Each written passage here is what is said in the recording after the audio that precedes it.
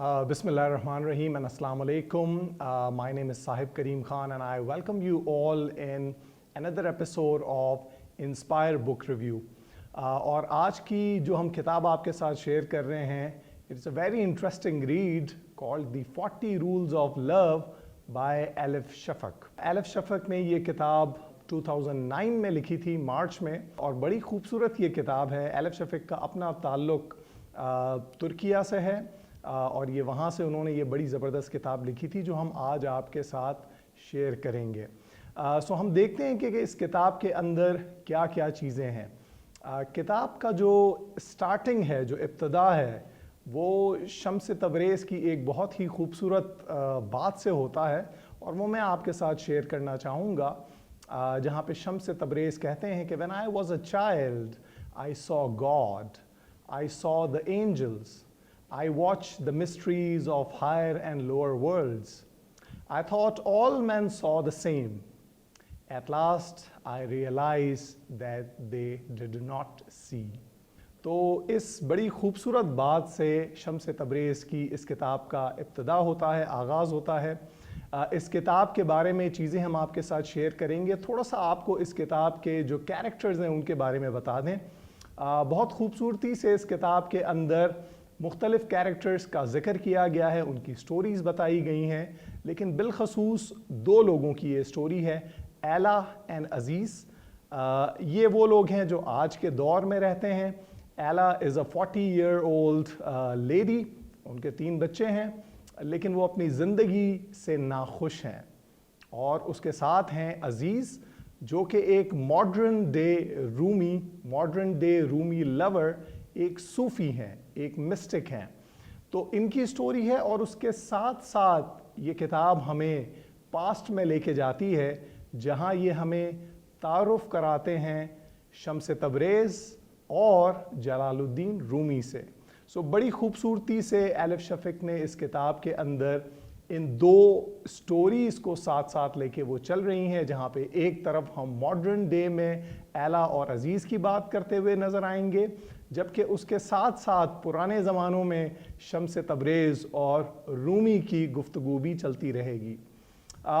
हम ये चाहेंगे कि आप ये किताब ज़रूर पढ़ें, इसलिए हम डिलिबरेटली इस किताब को आपसे जो तारुफ़ करवाएंगे वो ज़रा मुख्तलिफ़ अंदाज में करवाएंगे. हम कोशिश करेंगे कि कम से कम चीज़ें आपके पास इन लोगों के बारे में शेयर करें, so that when you read this book you are able to enjoy it the way it is suppose to be. तो हम आपके साथ इसके बारे में शेयर करते हैं. मुख्तलिफ़ स्टोरीज़ हैं. मेनली ये किताब फोकस कर रही है कि शम्स तबरेज़ और जलालुद्दीन रूमी कैसे आपस में मिले, क्या इनका आपस में ताल्लुक़ है, और कैसे शम्स तबरेज़ ने जलालुद्दीन रूमी को और उनकी ज़िंदगी को ट्रांसफॉर्म किया. तो थोड़ा सा बैकग्राउंड, ये जिस ज़माने की बात है, उस ज़माने में जलालुद्दीन रूमी एक फ़िलासफ़र थे, एक मौलाना थे, और इनके खुतबे सुनने के लिए लोग दूर दराज से आया करते थे. जबकि इसके बरअक्स जो शम्स तबरेज़ थे वो एक मलंग थे, वो एक दरवेश थे जो एक जगह से दूसरी जगह घूमते थे, लोगों में जाते थे, उनसे बात करते थे, उनसे सीखते थे. तो ये किताब बहुत खूबसूरती से बताती है कि कैसे शम्स तबरेज़ जब रूमी से मिले तो जलालुद्दीन रूमी की ज़िंदगी ट्रांसफॉर्म हो गई. इसमें हम आगे चल के आपके साथ कुछ चीज़ें शेयर करेंगे.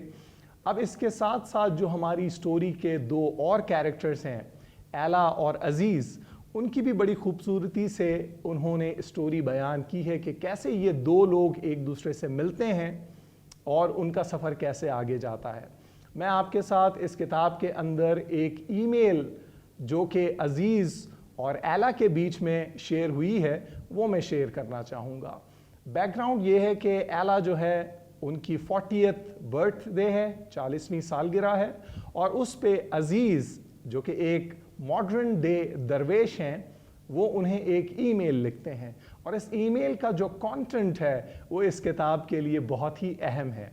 तो आए ज़रा पढ़ते हैं कि इस ईमेल में अज़ीज़ ने क्या लिखा है एला को. तो अज़ीज़ लिखते हैं, डियर एला, happy birthday. 40 is a most beautiful age for both men and women. Did you know that in mystic thought, 40 symbolizes the ascent from one level to a higher one and spiritual awakening?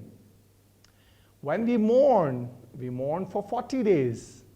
When a baby is born, it takes 40 days for him to get ready to start life on earth. And when we are in love, we need to wait for 40 days to be sure of our feelings. The flood of Noah lasted 40 days, and while the waters destroyed life, they also washed all impurity away and enabled human beings to make a new, fresh start. In Islamic mysticism, there are 40 degrees between man and God. Likewise, there are 4 basic stages of consciousness and 10 degrees in each, making 40 levels in total. Jesus went into the wilderness for 40 days and nights. Muhammad was 40 years old when he received the call to become a prophet. Buddha meditated under a linden tree for 40 days. Not to mention the 40 rules of Shams. You receive a new mission at 40, a new lease on life. You have reached a most auspicious number. Congratulations. And don't worry about getting old. There are no wrinkles or gray hair strong enough to defy the power of 40. Regards, Aziz. تو اگر آپ دیکھیں تو اس ای میل کے اندر کس خوبصورتی سے عزیز نے بہت سارے میسیجز ایلا کے لیے چھوڑے ہیں. عزیز جو کہ ایک ماڈرن ڈے صوفی ہیں, مسٹک ہیں, انہوں نے یہ جو نمبر ہے 40 اس کی افادیت کے بارے میں ایلا کو بتایا ہے. اور اگر آپ غور کریں اس کتاب کا جو نام ہے The 40 Rules of Love, اکثر لوگ یہ سمجھتے ہیں کہ غالباً یہ جو 40 رولز ہیں یہ رومی کے ہیں, کیونکہ لوگ جب 40 رولز آف لو کے بارے میں سنتے ہیں تو ان کے ذہن میں رومی آتے ہیں. لیکن در حقیقت یہ جو 40 رولز ہیں یہ شمس تبریز کے ہیں, جو کہ اس کتاب کے اندر مختلف اوکیشنز پہ شیئر کیے ہیں آتھر نے ہمارے ساتھ. اور جب آپ یہ کتاب پڑھیں گے تو آپ نوٹس کریں گے کہ ڈیورنگ دا ڈسکشنز اکثر اوقات یا تو عزیز یا شمس تبریز اپنی اپنی ٹائم لائنز کے اندر یہ کہتے ہوئے آپ انہیں پائیں گے کہ there is a rule for this and the rule says this. تو انشاءاللہ اس ویڈیو کے آگے چل کے ہم آپ کے ساتھ ان 40 رولز میں سے کچھ رولز بھی شیئر کریں گے. اب آپ کے انٹرسٹ کو اس کتاب کے اندر قائم رکھنے کے لیے ہم اس کتاب کے کچھ چیپٹرز میں سے کچھ سٹوریز آپ کے ساتھ شیئر کریں گے تاکہ آپ اس کتاب کو آگے جا کے پڑھیں. اس کتاب کے اندر ڈیفرنٹ واقعات پیش کیے گئے ہیں. ان میں سے ایک واقعہ بڑا خوبصورت ہے جو ہم آپ کے ساتھ شیئر کرنا چاہیں گے. اس کتاب کے اندر شمس تبریز کے ساتھ ساتھ جلال الدین رومی بھی ہیں. جلال الدین رومی کی وائف بھی ہیں جن کا نام کیرا ہے, ان کی بیٹی بھی ہیں.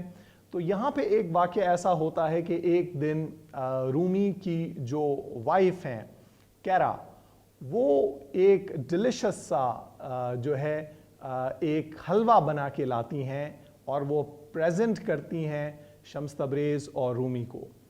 اکثر اوقات جب کیرا کچھ بناتی ہیں تو شمس تبریز اسے کھاتے ہیں لیکن کچھ کامنٹ نہیں کرتے.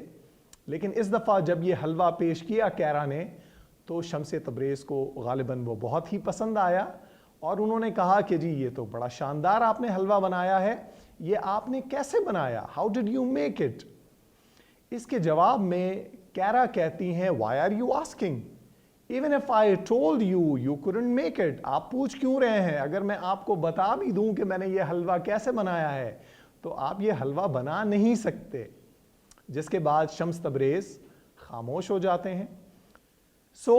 کچھ دیر میں کیرا دیکھتی ہیں کہ انہیں ایک کمرے سے کچھ کتابوں کے گرنے کی آوازیں آ رہی ہیں. تو وہ دوڑ کے جاتی ہیں رومی کے کمرے میں اور وہاں دیکھتی ہیں کہ شمس تبریز رومی کی کتابوں کو اٹھا کے پھینک رہے ہیں.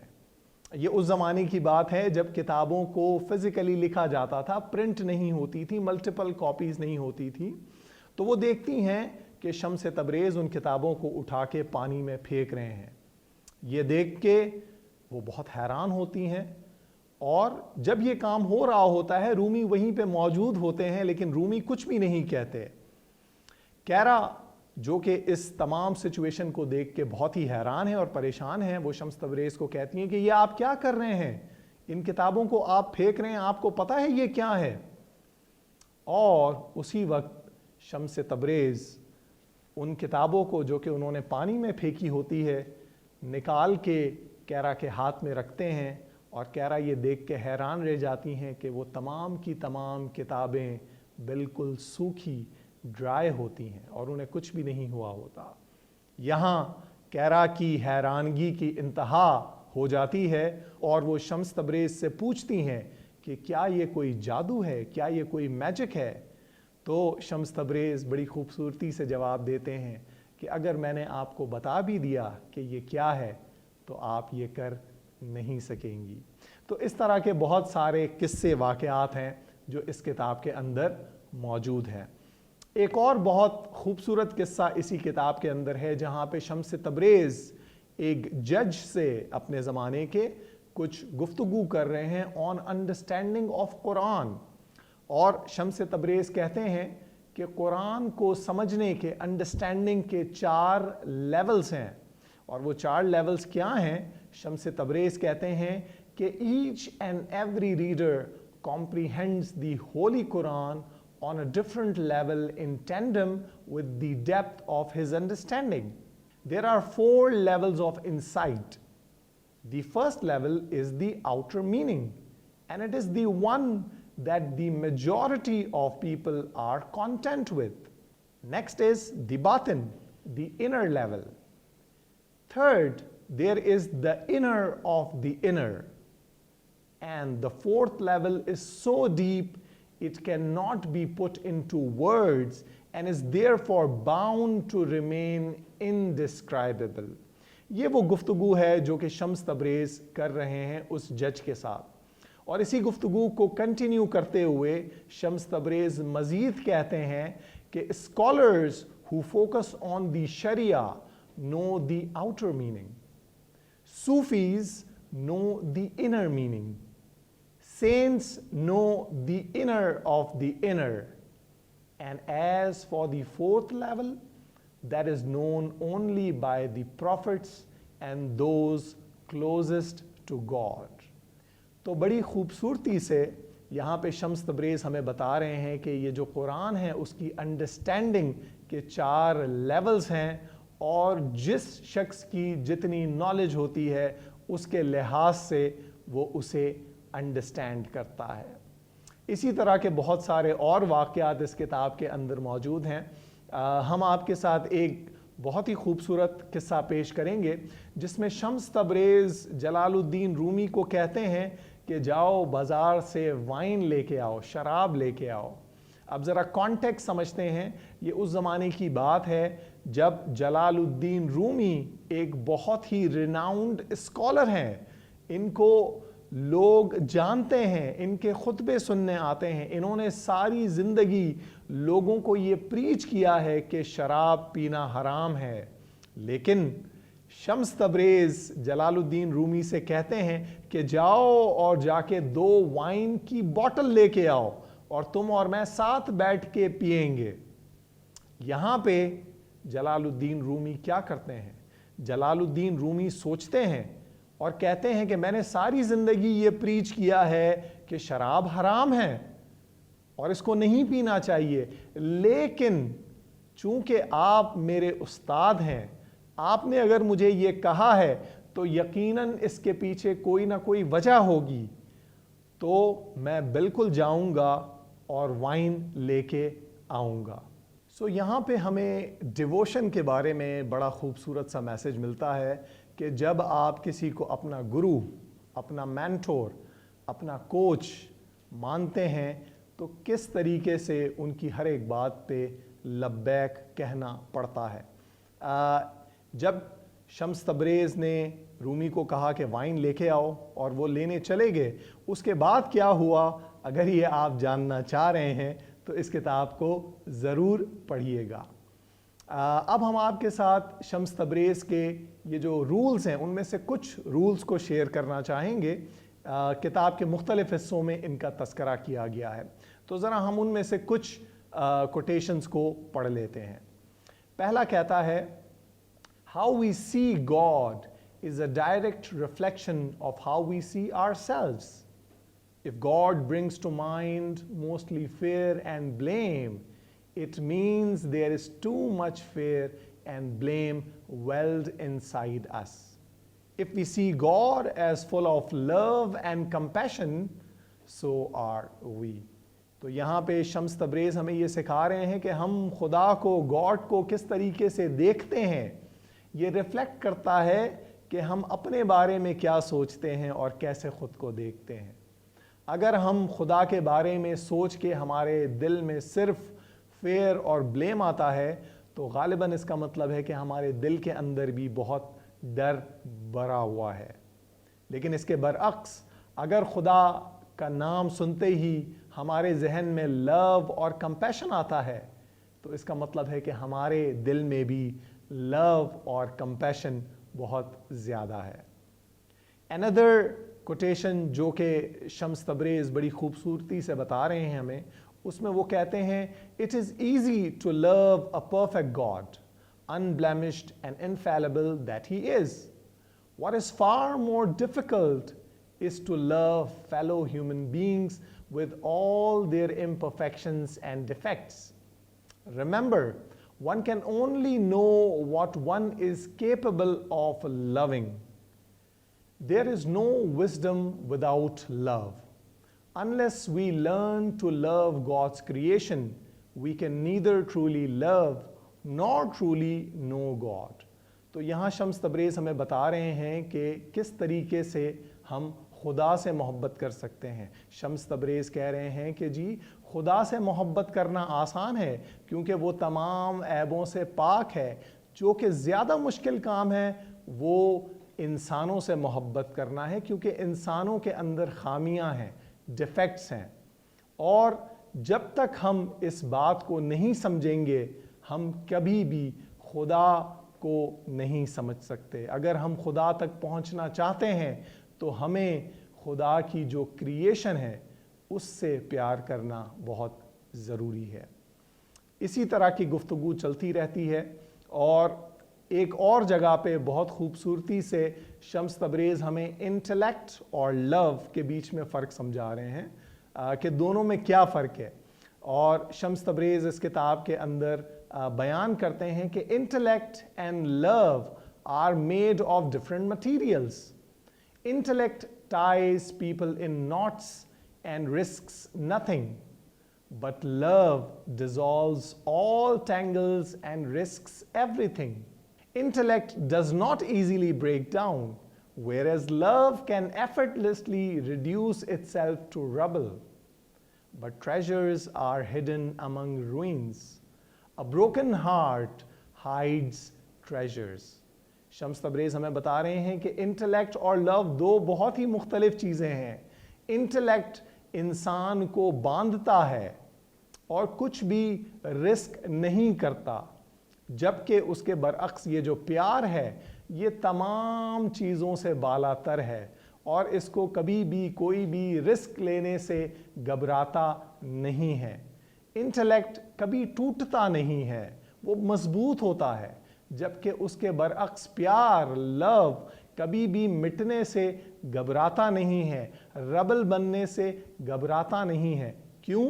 کیونکہ اسے یہ پتہ ہوتا ہے کہ ٹریجرز, خزانے ہمیشہ کھنڈرات کے اندر ہی چھپے ہوتے ہیں اور ایک ٹوٹا ہوا دل, اسی کے اندر اصل خزانے چھپے ہوئے ہیں. فوڈ فار تھاٹ ہمیں یہاں پہ شمس تبریز یہ دینا چاہ رہے ہیں کہ اس انٹلیکٹ اور لو کی جو جنگ ہے اس کے اندر انٹلیکٹ بہت ضروری ہے, لیکن اٹ از اونلی لو جو کہ ہمیں آگے نیکسٹ لیول پر لے جا سکتا ہے. ایک اور اسی کتاب کے اندر جو quotation one of the rules Shams Tabriz کے ہیں وہ یہ کہتا ہے کہ hell is in the here and now, so is heaven. Quit worrying about hell and dreaming about heaven, as they are both present inside this very moment. Every time we fall in love, we ascend to heavens. Every time we hate, envy, or fight someone, we tumble straight into the fires of hell. تو شمس تبریز یہاں پہ ہمیں heel اور heaven, جنت اور جہنم کے بارے میں بتا رہے ہیں، اور وہ کہتے ہیں کہ جنت اور جہنم دونوں یہی موجود ہیں اس مومنٹ جس میں آج ہم یہاں پہ آج موجود ہیں. یہی مومنٹ ہیل بھی ہو سکتا ہے اور ہیون بھی ہو سکتا ہے.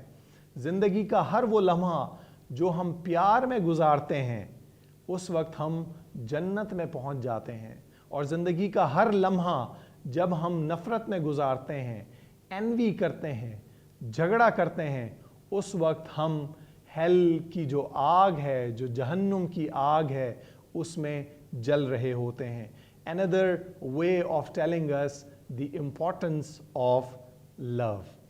ہم آپ سے اس کتاب میں اور بھی بہت سارے کردار ہیں جن کا ہم نے ڈیلیبریٹلی ذکر نہیں کیا ہے، اور اس کی وجہ یہ ہے کہ ہم چاہتے ہیں کہ آپ اس کتاب کو پڑھیں اور اس سے مستفید ہوں. ہم یہ ریکویسٹ کریں گے آپ کو کہ آپ اس کتاب کو ضرور پڑھیں اور ہمارے ساتھ اس جرنی میں جڑے رہیں. اگلے ایپیسوڈ تک آپ لوگوں سے اللہ حافظ.